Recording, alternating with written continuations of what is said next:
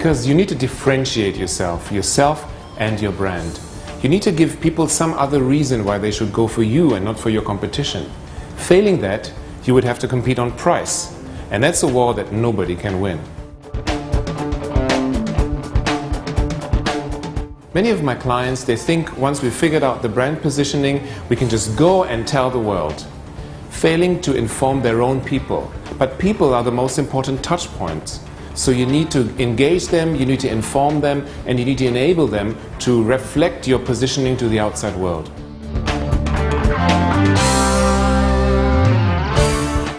I think the first challenge is that brands don't really do a proper audit. They don't really look enough what's the brand currently standing for and how is it being perceived by others. So you need to do a proper audit, you need to talk to your market, you need to talk to the competition and find out how are you perceived. After that, you need to develop a positioning that is different from others, that is relevant to your target audience, and that's also credible. You cannot overpromise. These are the three main points you want to keep in mind.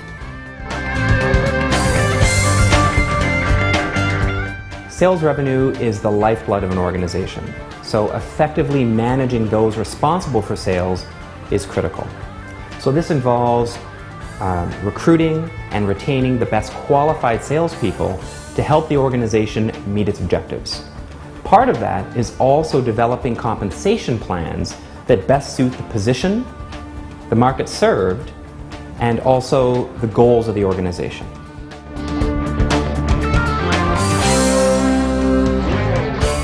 I would say ignoring the qualities of a true, great sales leader who can serve as a role model for salespeople in the organization and also help build, nurture, and develop relationships. The fact of the matter is a lot of people are great salespeople and are promoted to position of sales manager, but they lack the fundamental skills to actually direct that team. On the other hand, you could have someone who's a great manager but lacks the fundamental core competencies of a salesperson and therefore truly struggles to support their team as well as they should.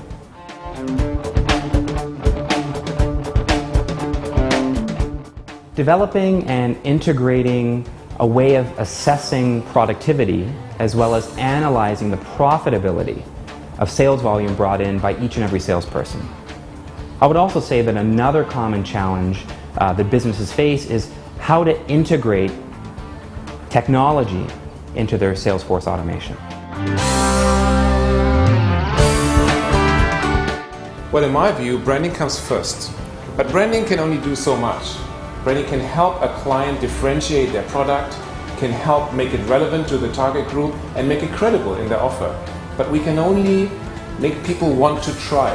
Whether they actually buy the product, that's up to sales. Absolutely right. I believe that sales picks up where branding leaves off.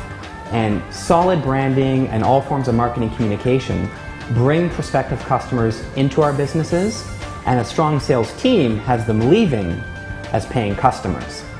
One of the challenges that we see is really strong branding, but very weak sales teams. Or the other way around sometimes, good sales, but the brand is not differentiated enough. That's right, and it's a real struggle then for talented salespeople to try to push products on customers that really don't see the value.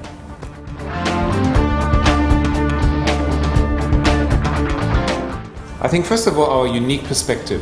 We're both experts in our field and we're bringing it together for the first time in Singapore. That's right. So I think the participants will also benefit from the value of my teaching at SMU, teaching strategic brand management, and I'll be bringing some of that to the table. Absolutely, that is a great value. And I think participants will really appreciate my international perspective as an instructor of sales strategies at Sprachaw Business College in Canada. Okay. I also went around last year and spoke to some brands in Asia and find out what are they doing right or wrong for the consultant in Channel News Asia. I'll be bringing that too. That is impressive, Jörg. And I think what's really going to bring people in is the fact that I'm a top performing sales representative. And in the financial services industry, I had a 100% closing ratio with 0 policy cancellations. So I'm not just a trainer talking about sales, I'm a top salesperson training. 100%, huh? Okay. At the same time, I have consulted some of the leading brands in the world, actually. Visa, Audi, and Pepsi.